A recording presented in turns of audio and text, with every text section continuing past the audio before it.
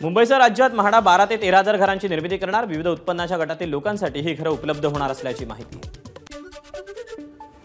सरकारी कर्मचाऱ्यांचं निवृत्ती वय 60 वर्ष करण्याबाबत सरकार सकारात्मक, लवकरच निर्णयाची शक्यता।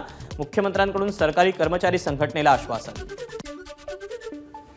लोकसभा अध्यक्षपदाबाबतचा उमेदवार सहमतीने ठरवणार। राजनाथ सिंगांवर उमेदवाराबाबतची सहमती घडवण्याची जबाबदारी। लोकसभेचा अध्यक्ष भाजपचाच, उपाध्यक्ष मात्र एनडीएचाच घटक पक्षाला देणार। भाजपमधील सूत्रांची माहिती। बीडमध्ये आत्महत्या केलेल्या तरुणाच्या कुटुंबियांचं पंकजा मुंडेंकडून सांत्वन। बीडमधून पंकजांचा पराभव झाल्यानंतर सचिन मुंडे या तरुणानं संपवलं होतं जीवन। मुंबईच्या कुर्ला टिळकनगर, नेहरूनगर भागात दरवर्षी पाणी साचण्याची समस्या होते, मात्र यंदा ती समस्या गंभीर स्वरूपाची होणार नाही। आमदार मंगेश कुडाळकर यांना विश्वास। धाराशिव जिल्ह्यात शेतकरी पावसानं सुखावला। जिल्हाभरात पेरणीला वेग। बहुतांश शेतकऱ्यांनी सोयाबीनची पेरणी केली सुरू। पंढरपुरात विठुरायाच्या महापूजेसाठी मुख्यमंत्र्यांसमवेत यंदा 10 मानाच्या पालखी सोहळा प्रमुखांना निमंत्रण। राज्यातील वारकरी संप्रदायासाठी मुख्यमंत्र्यांनी घेतलेल्या निर्णयाचं स्वागत। अध्यक्ष अक्षय महाराज भोसलेंची प्रतिक्रिया। एअर इंडियाच्या आंतरराष्ट्रीय विमानात एका प्रवाशाच्या जेवणात सापडलं ब्लेड। एक्सवर पोस्ट शेअर करत प्रवाशानं स्वतः दिली माहिती। एअर इंडियानं निवेदन जारी करून प्रवाशाच्या जेवणात ब्लेड आढळल्याची वस्तुस्थिती स्वीकारत माफी मागितली।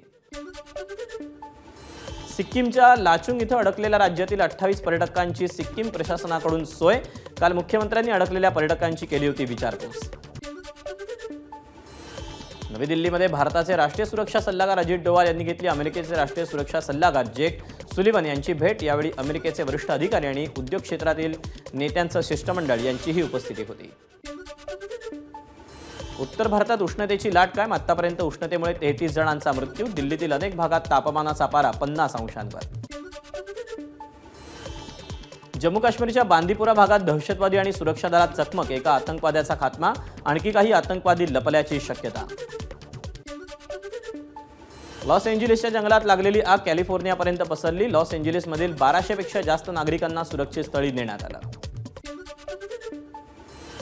टीम इंडियाचा नवा प्रशिक्षक म्हणून गौतम गंभीरचं नाव निश्चित झाल्याची माहिती। बीसीसीआय जूनच्या अखेरपर्यंत गंभीरच्या नावाची अधिकृत घोषणा करण्याची शक्यता।